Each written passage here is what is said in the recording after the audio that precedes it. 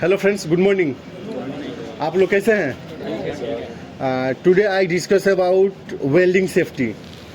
आज के वीडियो में हम लोग जानेंगे वेल्डिंग सेफ्टी क्या होता है।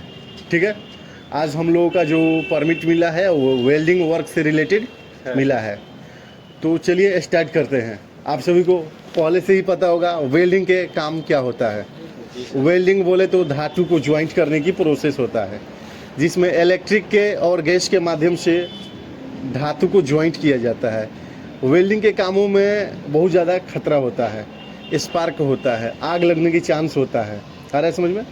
तो आज हम लोग वेल्डिंग से रिलेटेड सेफ्टी के बारे में कुछ टिप्स जानेंगे और उसमें क्या क्या हजार्ड होता है उससे बचने के बारे में हम लोग टेक्निक जानेंगे, जिसके यूज करके हम लोग वेल्डिंग के कामों को सुरक्षित तरीक़ा से कर पाएंगे और उसमें जो भी खतरा होता है उस खतरा से हम लोग बच सकेंगे। तो आप सभी लोग रेडी है ना? किसी को तबीयत खराब है? All are okay? चलिए, तो सबसे पहले वेल्डिंग के काम शुरू करने से पहले आप सभी को इंश्योर हो जाना है। Hot work permit should be taken before the welding job. यानी वेल्डिंग के काम शुरू करने से पहले हॉट वर्क परमिट लेना पड़ेगा। ठीक है, तो आप सभी को इंश्योर हो जाना है। इंश्योर होने के बाद आप सभी को ट्रेंड एंड एक्सपीरियंस होना पड़ेगा। इसमें कितना लोग वेल्डर हैं जी? तो वेल्डर जो भी है तो वेल्डर एक्सपीरियंस होना चाहिए और ट्रेंड होना चाहिए। Welder should be experience and trend, तभी जाके वो काम को कर पाएगा। विदाउट एक्सपीरियंस पर्सन यदि वेल्डिंग का काम करता है तो उसको एक्सीडेंट होने का खतरा ज़्यादा रहता है। तो welder should be competent and trend. And जब आप वेल्डिंग के काम कर रहे हैं उस एरिया में आपको इलेक्ट्रिकल सप्लाई चाहिए, जिससे कि वेल्डिंग में लाइट दिया जा सके। तो जो भी आप केबल्स और वायर्स का यूज करते हैं वो ऊंचे क्वालिटी का होना चाहिए और उसमें कटा फटा नहीं होना चाहिए, जिसके वजह से शॉर्ट सर्किट होने का चांस ज़्यादा रहता है। ओवरऑल देखा जाए तो ज़्यादातर एक्सीडेंट शॉर्ट सर्किट से ही होता है वेल्डिंग के क्षेत्र में। दूसरा का बात, अगर आप लोग वेल्डिंग के काम जिस एरिया में कर रहे हैं उस पर्टिकुलर एरिया में क्लीन होना चाहिए, हाउसकीपिंग क्लीन होना चाहिए। अगर कोई भी ज्वलनशील पदार्थ हो, पार्टिकल्स हो, तो उसको रिमूव कर देना चाहिए ताकि उसमें वेल्डिंग के स्पार्क से आग न लगे। अगर आग लगने की चांसेस बन रही है और उसको हटाना संभव नहीं है तो उस पदार्थ को आप लोग कवर कर सकते हैं फायर प्रूफ मेट से या मेटल शीट से ढक सकते हैं, जिसके फलस्वरूप वहाँ पे आग और स्पार्क नहीं हो पाएगा।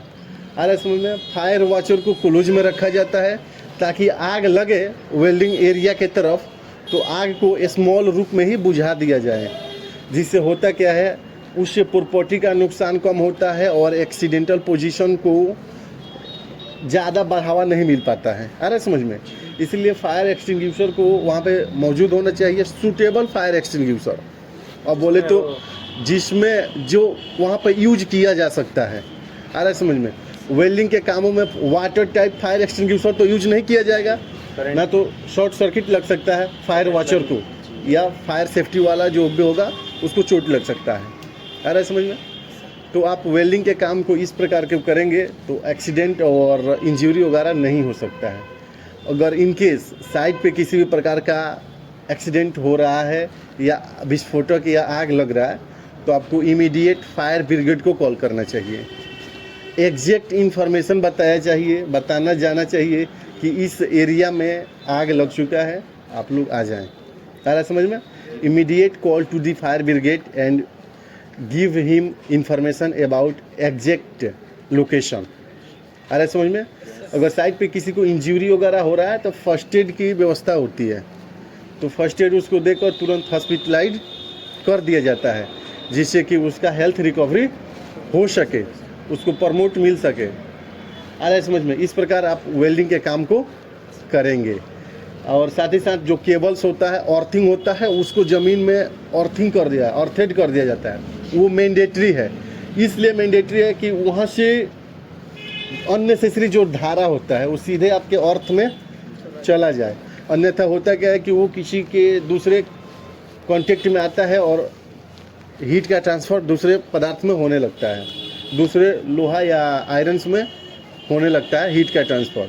तो इस प्रकार आप वेल्डिंग के काम को करते हैं तो एक्सीडेंट की खतरा बढ़ता है। ओवरऑल सभी को safety helmet, safety shoes, face shield.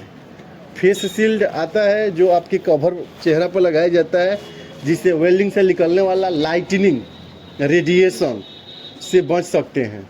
Welding से जो रेडिएशन निकलता है वो बहुत खतरनाक होता है। आ रहा है समझ में? अगर आपको लाइट लग जाता है तो आँख में जलन उत्पन्न होता है, आँख से दिखाई कम देता है। इस तरीका का घटना होता है वेल्डिंग के कामों से। आ रहा है समझ में? पूरा सेफ्टी का फॉलो करना है, सेफ्टी टिप्स का फॉलो करना है। काम पे लापरवाही नहीं करना है। अगर साइड पे आप थोड़ा सा लापरवाही करते हैं तो उससे आप ही को दुर्घटना हो सकता है।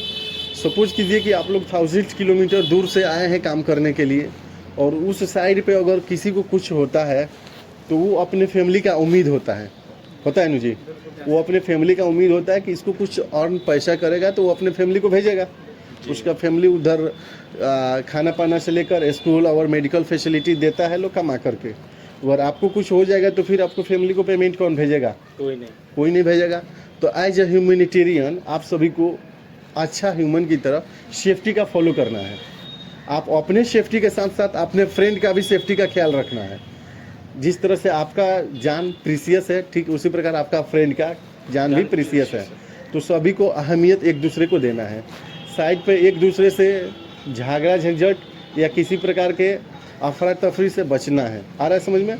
अपने काम को फोकस और कंसंट्रेशन के साथ करना है। आ रहा है समझ में?